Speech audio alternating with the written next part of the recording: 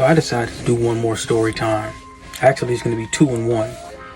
But this story, it would actually be better for StreamYard. But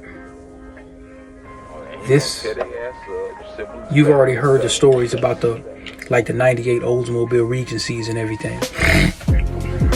And you know what? My story times is taking on my 2 15-minute breaks. I don't usually take 2 15s, but I'm awarded a 2 15 by state law. So now, the first story that I'm going to give you, when I had my 98 old Regency, the red one, that was kind of like,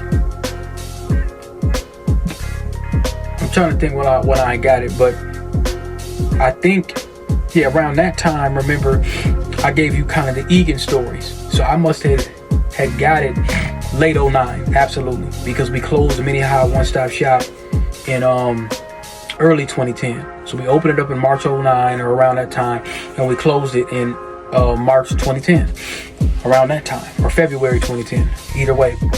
And I'm still looking for pictures and stuff so I can kind of show y'all. I got a few pictures, but I want to see if I can find some flyers and some other things, and then maybe I'll do, next time I'm in Minneapolis, I'm going to try to do a walk around and just get out, walk around on the block and kind of show y'all, you know, if need be. So now,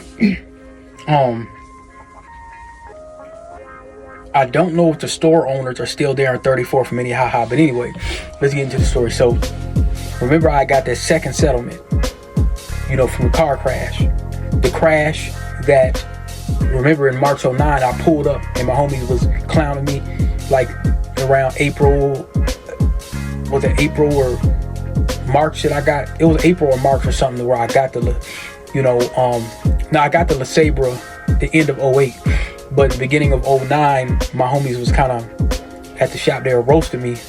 Big Rob was roasting me about the car being rickety and stuff.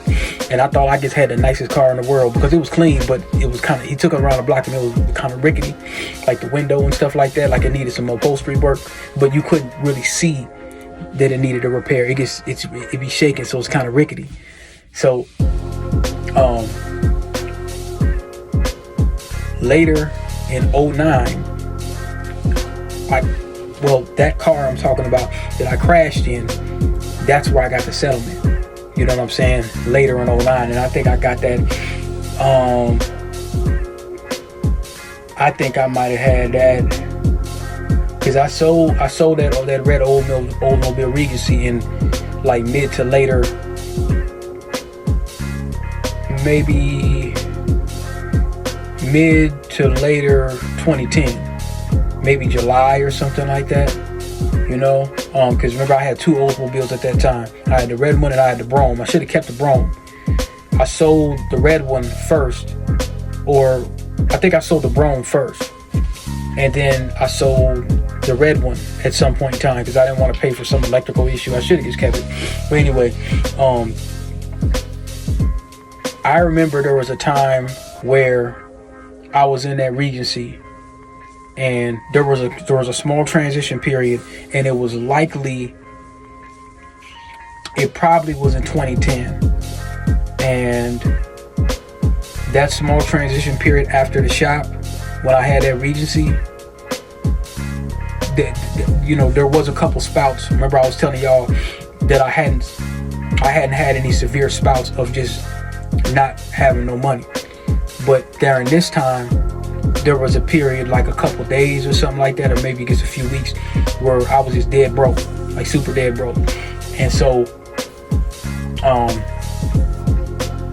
this had to been early 2010, or I don't think it was late. It could have been late 09. It might have been late 09. I might have still had the shop around that time, but it could have been early 2010. It's possible. It's possible. But I know in August 2010, I know it was well before that. I'm quite sure it was before June 2010 as well too.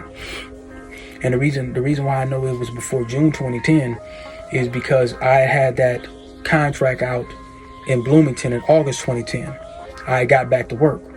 You see, so It could have been, I don't think it was, no, it wasn't late '09, because late '09 I still had some money and stuff like that. And I remember I went out to Egan in my birthday. So it had to been maybe, maybe April, maybe just a month or so, a couple months after the shop. And I was on my ass that week for maybe just a couple weeks. And this chick I was talking to, she came back, but she always known for me to have money. So she came by and was I think what happened is her car broke down. I think her car broke down in St. Paul, and it broke down in the rain, and it was downpouring. So I had gas and stuff like that, but I just didn't, so she asked me to come get her or something like that. And so I went. It was like on Concordia or somewhere. It was on a one-way street. It was like Concordia, or if it wasn't, Concordia is going back towards St. Paul. So I remember being a one-way street going back towards Minneapolis, but on the University Avenue side of the freeway, where if you were to go maybe a couple blocks over, you're going to be headed toward Edmond and all that kind of stuff. So I went to go pick her up, and it was dead. It was just raining, pouring raining. And so I didn't really have nothing else to do. So I went and got her, and we just went back to the house, and she was like, man, and usually we would have just went and grabbed something to eat and, whatever. But I was dead broke. Like, all I had was like some ground beef in the crib. And she was like, man, I ain't never known you to not have nothing. Like, she couldn't believe it. It was out of her mind. She couldn't believe it. And I was like, I was a little embarrassed, just a little bit, because I just wasn't used to not having something. Like, I may not have something for just a little bit, but I always got a repair or a set. There was always something for me to get some bread. But this time I was just out. I was just down and out for a couple of days, or like a couple weeks or something like that, or maybe a week. I don't know, but it was longer than what I'm accustomed to. And so she I think she just made me a burger or something like that. It was a super struggle burger. I don't even know if I had ketchup in the house. Like, it was a struggle burger. So this title's gonna be the struggle burger. When I had a struggle burger, I don't think I had cheese. I think I had like ground beef and seasoning, and I don't even know if I really had much of a good drink. I might have just had water out the faucet or something like that. But at the time, I was down and out, man, and it was still kind of funny because we were joking about it. So she's kind of roasting me, like, not in a bad way, but like, man, she said, I'm not used to this. Like, she's used to me having, you know what I'm saying? And she didn't really have nothing otherwise, because she would have brought us out too, but she didn't. Her car just broke down. So the last thing she's thinking about is spending some money. So her car broke down and stuff. And so, I mean, I was so broke. Let me tell you how broke I felt. I was so broke that I wasn't even turned on. That's how broke I was. I said, I don't even want to. I want to just sit here in the dark, like, straight up. I was just like, I gotta make something happen. So it was a small transition period, and I'm trying to think of another time I was gonna tell y'all. Going into the shop, I really didn't have no money, because I was still fighting for my unemployment when the contract ended at the end of 2008. But I was still kind of moving, and I wasn't dead broke. Like I said, I had 2 cars at the time, and I was still doing my thing and stuff like that. But when we decided to open up the shop, I took everything I had, so I didn't pay my rent. You know what I'm saying? I didn't pay my rent, and then that money came in. You know what I'm saying? And then I think I got like a check from, well, I don't know when I got the check, but I got a check for the Dodge Spirit. You know what I'm saying? But I was still riding around in a Dodge Spirit. I got a check for that. And then I think the first settlement came in. Yeah, the first settlement came in the first couple months. The first 4 or 5 months of me opening the shop, the settlement came in 2009 from the August 2008 car crash. So the beginning of 09, or I'll say maybe April 09, all the way to maybe March 2010, April, I didn't really go out really like that. There might have been small little spurts, bits and pieces or something, but every time I flipped a car, I had money, and I wasn't really tripping about, because like I said, I had several streams of revenue, and they'd be up and down. I have PC repairs those I try to put those in the shop, but sometimes I have them outside the shop. Sometimes I had them like outside hours, but a lot of times I would just direct that traffic towards the shop. But there wasn't, there would still be people that they want to go in and they want to get the shop price, or they don't want to get the shop price. They want to get the DP price for whatever I was, whether it be a mixtape or a DVD or really, a computer repair or something. So the shop price was $100. I slashed it in half, and then for a password reset, it'd be the same thing. I'd be like $50. If you forgot your password, unlocked it or whatever, or somebody had a computer and needed it unlocked, it ain't my job whether it's their computer or not. I don't know where they got it, and I don't care. They coming in with a computer. My job is to unlock it, so I unlock it. I'm not a pawn shop. I don't know where the person got the computer. I assume it's their computer, so I'm unlocking anything they bring me. I didn't deal with phones. We tried to deal with some phones for a little while, selling like little prepaid cards, but that didn't really work out too well.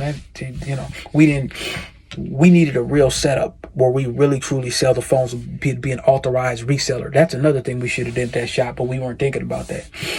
But there's a lot of different things we could have did with that shop, because when that shop closed, man, they had some Mexicans that came in there. Man, they did everything. They had our own shop. They remodeled it. They did everything. I can't knock them. They did it all. Money orders. I mean, they had everything going on up in there. Man, I think I gotta get down there. I gotta get down there so I can show y'all and see if that shop's open. And I want to get some footage on what the shop used to look like and stuff like that. If I could walk in there and I'll tell them, hey, I used to own a store right here. Can I take some footage of what it used to look like and walk around a little bit? I ask for permission. People appreciate that. So, I think the other transition period, what time is it now? It's 2:20. I got 40 minutes. The other transition period was, I'll say, August. Remember, I worked out in Bloomington for 1 month. After that contract was ending, I think I ended up back on unemployment. That's not doing anything for me. You know what I'm saying? I don't, I'm trying to get back to work at that time, And so I ended up getting a job in Burnsville. I was interviewing. I should have just went back and got another contract with Robert Half. But I was interviewing, and I ended up way out in Burnsville. And it was paying about the same as much as the Bloomington position. It wasn't worth me getting what I was driving way out there for. The only difference is I had my own office. So it wasn't back-to-back tickets. It was just break fix whenever it happened. And it was a small company, so they used to try to get me to do stuff that ain't really got nothing to do with IT. And eventually, I started kind of looking at my skill set and say, okay, that's really where I got a lot of my Apple Mac experience. Now, remember I gave you that certification Storytime.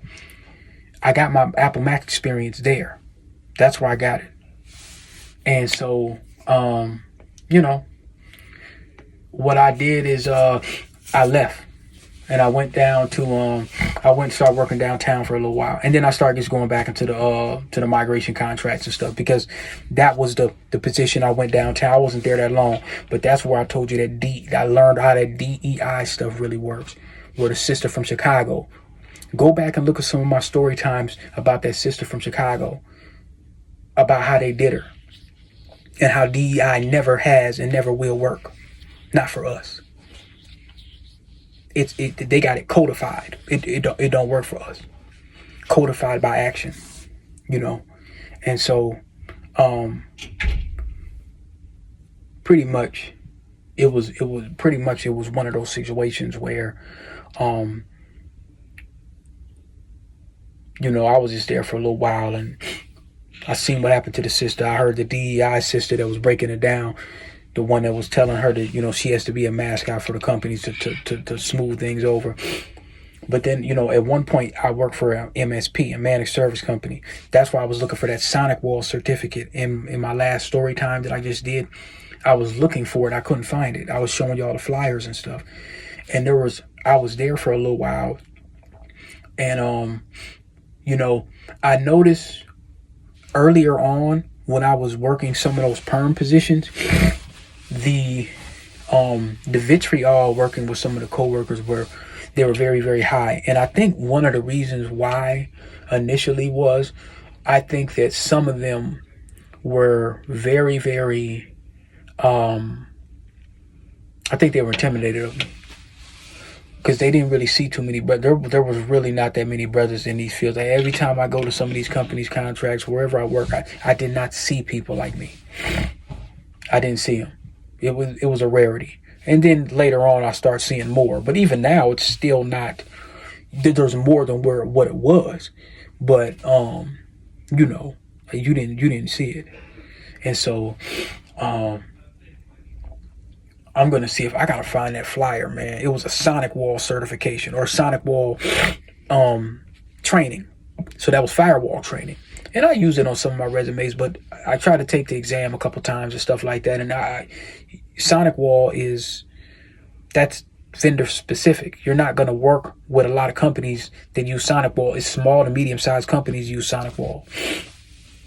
I think Fortinet and Cisco is like and I think there's a couple other vendors that, but like I say, networking to me, it sucks. It's the networking, firewall, all that kind of stuff. It's good to know. You would like to know, but I'm saying as practice, man, that stuff, no, I'm not.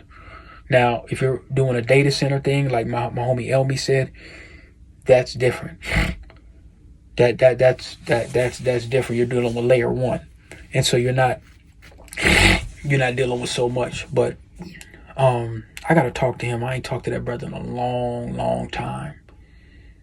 I think I tried to get him I actually did get him an interview. I referred him to a data center.